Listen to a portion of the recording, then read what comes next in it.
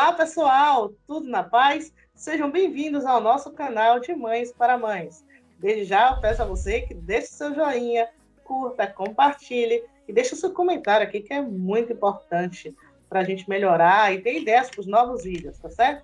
A gente está cheio de ideias, mas é bom ter a sua vontade para a gente poder aprimorar o que a gente está pensando aqui. Tenha certeza que a gente está com muito boas ideias para vocês, tá bom? Eu sou a Anita Servilo, sou mãe da pequena Juliane, uma menina autista de 6 anos de idade, lindíssima, né? E a gente hoje não vai falar sobre autismo, não. Mas eu vou deixar outra pessoa falar para vocês o assunto da nossa vida de hoje.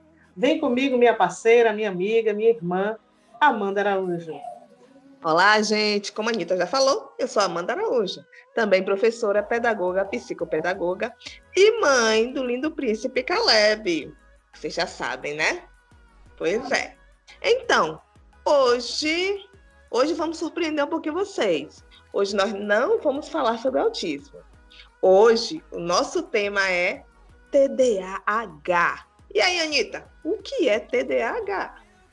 Então, vamos falar. Na verdade, gente, a gente vai falar um pouquinho de autismo também. 70% das crianças com autismo têm o TDAH. Mas o que é o TDAH? É um transtorno de déficit de atenção com hiperatividade. Ah, e mais um transtorno? Sim. E esse transtorno ele é muito importante a gente também saber, aprender e compreender ele o quanto antes, melhor, tá certo? Mas vamos falar um pouco mais sobre o TDAH para que a gente não se perca, tá bom? E para que a gente consiga identificar ele com clareza nos nossos alunos, nos nossos filhos, nos nossos pacientes, certo? Então vamos lá. O TDAH, ele requer um tratamento diário, ele requer uma atenção diária, porque ele é um transtorno, como o próprio nome já diz, de déficit de atenção com hiperatividade, né? São 2 tipos de TDAH, tá bom? Mas antes de falar os tipos de TDAH e entrar nas nuances do TDAH, eu acho importante a gente falar sobre uma coisa muito importante, a negação do TDAH. Não é, Amanda? É verdade, Anitta. Gente, existe uma situação que é bastante complicada. O transtorno de déficit de atenção com hiperatividade é um transtorno reconhecido em quase todos os países do mundo. A OMS, que é a Organização Mundial da Saúde, reconhece, né, o transtorno de déficit de atenção com hiperatividade, mas alguns achistas de plantão tentam negar que esse transtorno exista. Aqui no Brasil, por exemplo, né, existem alguns que escrevem algumas coisas dizendo que o transtorno não existe, que é coisa da criança, que é só a criança agitada, que os pais não sabem dar regras. Esse pessoal com essas visões, o que atrapalha muitas vezes no diagnóstico da criança. E também no Brasil, nosso país, não tem leis com relação ao transtorno, o TDAH, o que atrapalha bastante, gente, as escolas, né? E também todo o funcionamento aí educacional. Sabia que nos Estados Unidos existe uma lei específica para o TDAH? Essa lei faz com que as pessoas que têm o diagnóstico TDAH sejam tratadas de forma diferenciada na escola. Isso já ajuda bastante, tanto as crianças como os professores a lidar com essa situação, não é, Anitta? Fala aí, Anitta. Existe tipo de TDAH? É sério? Existe, sim. E a gente vai falar sobre esses 2 tipos agora. Mas antes de falar sobre esses tipos, eu quero falar mais uma coisa sobre o TDAH. Apesar do nome ser transtorno de déficit de atenção por hiperatividade, nem toda criança tem a hiperatividade, tá certo? Não, não tem, Amanda. Pois é, algumas crianças têm só o déficit de atenção. A desatenção, na verdade, é de todo o TDAH, mas a hiperatividade não. É aí que vem os 2 grupos de TDAH. Tem o TDAH desatento, né, que é aquele que só tem a desatenção, sem a hiperatividade, e tem um TDAH combinado. Ele tem a hiperatividade mais a falta de atenção, tá certo? Normalmente, as meninas, por serem mais calmas, elas apresentam só o TDA, né, o TDAH, né, desatento. E os meninos, boa parte, não quer dizer que menina seja quietinha, não. A gente tem meninas com TDAH também, tá, gente? Bem agitadas, hiperativas, não param, não quietam, não conseguem manter a atenção muito tempo, tá? A gente tem também. Então, não vamos ser preconceituosos em relação ao gênero. Eu só quero enfatizar em relação às questões hormonais, e a gente tem a diferença, sim, significativa, tá? E isso se retrata também nos dados estatísticos em relação às pesquisas feitas sobre o TDAH, então a gente tem que ressaltar, tem que chamar a atenção, tá bom? Então, a gente fala sobre vários aspectos do TDAH, porque o TDAH ele compromete a vida da criança como um todo, né? Desde a vida, porque logo na fase de desenvolvimento da criança, a gente já consegue notar o TDAH. Normalmente, o transtorno aparece visivelmente na criança até os 7 anos de idade, né? Até cerca de 90% das pessoas com TDAH, antes dos 12 anos, ou seja, antes de entrar na fase da adolescência, já estão, né, com todas as características de TDAH, que a gente vai falar também sobre as características do TDAH, tá certo? Os tipos de TDAH são só esses dois. O desatento, que é sem hiperatividade, eu vou repetir para ficar gravado na cabeça, tá certo? E o combinado, que é com a hiperatividade. Nem todo TDAH é hiperativo. Vamos tirar essa ideia da cabeça. Vamos parar de repetir isso. 95% das crianças até os 12 anos de idade que têm TDAH têm as características. É importante salientar dessa fase do desenvolvimento da criança. Alguns dados são muito importantes que a gente leva em consideração. Cerca de 6% das crianças no mundo têm TDAH. Em alguns lugares do mundo, chega a 11%. É um dado estatístico muito significativo. A gente não pode ignorar o transtorno. Por isso que a Amanda veio falando, enfatizando aí a questão da legislação, da lei, né, dos achismos, porque se a gente não tem leis para proteger essas crianças, para ter um olhar diferente para essas crianças, a gente não vai conseguir ajudar. E 6% é muita gente, né? Por isso a gente tem um grande número de crianças com repetência, com defasagem de idade séria e sem um diagnóstico, né? Então a gente precisa ter esse olhar sobre essas pessoas com deficiência, com transtornos, com dificuldades de aprendizagem. Está na hora de a gente mudar. E para isso a gente está aqui, contando com você, mamãe, papai, profissional da educação, pedagogo, psicopedagogo. A gente precisa de ajuda. Vamos fazer essa corrente de conhecimento e acabar com o preconceito e a discriminação no nosso país, né? As características do TDAH, a gente falou um pouco sobre a idade. Outra coisa da idade que é muito importante que eu vou salientar é que TDAH, ele tem adulto. O adulto chega ao TDAH, mas nem toda criança ela chega à fase adulta com TDAH.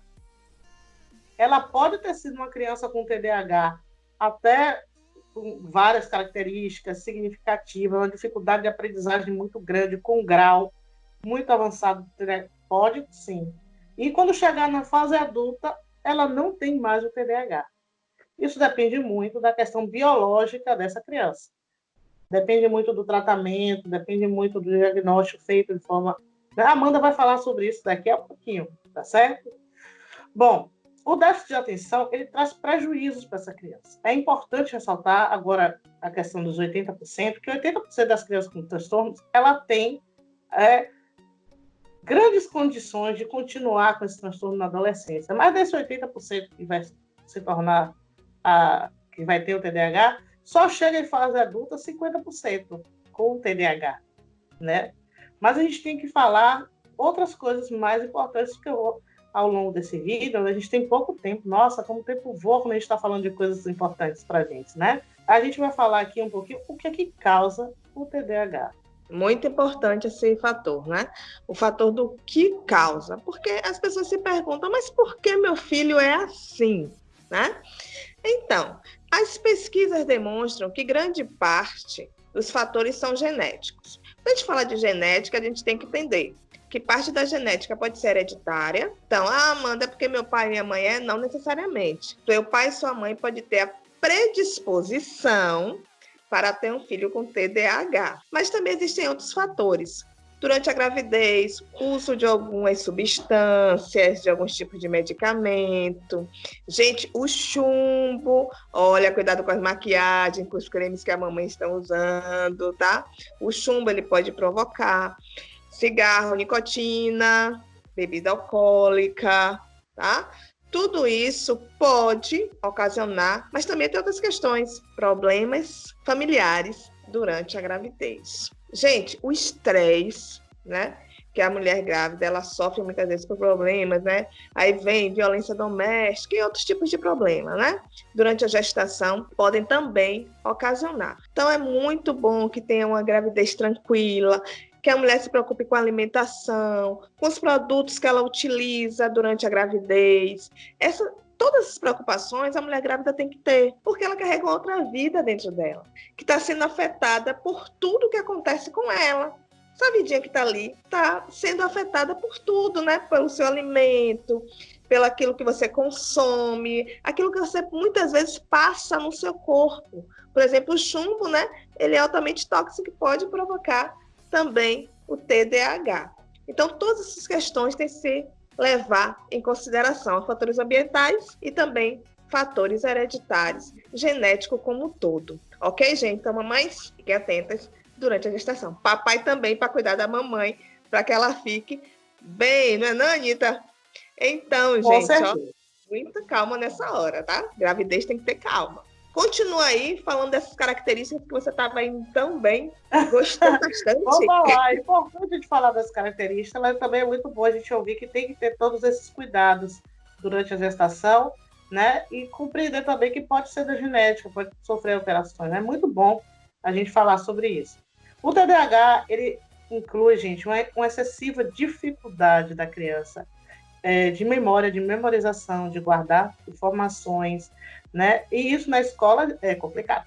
É muito complicado. No trabalho, depois de adulto, também dificulta consideravelmente. Então, é muito bom você criar prazos, ter sua agenda, se organizar, ter a sua rotina, para que essa característica de desorganização, de memória curta, que o TDAH tem, que são características, está já dando a característica e a solução, tá? Para diminuir os problemas causados por essas características. Então, como ele é muito desorganizado, ele pode, dependendo do grau, mais ou menos, ele esquece da memória de curto prazo, né? Às vezes tem dificuldade para concluir uma atividade, uma tarefa.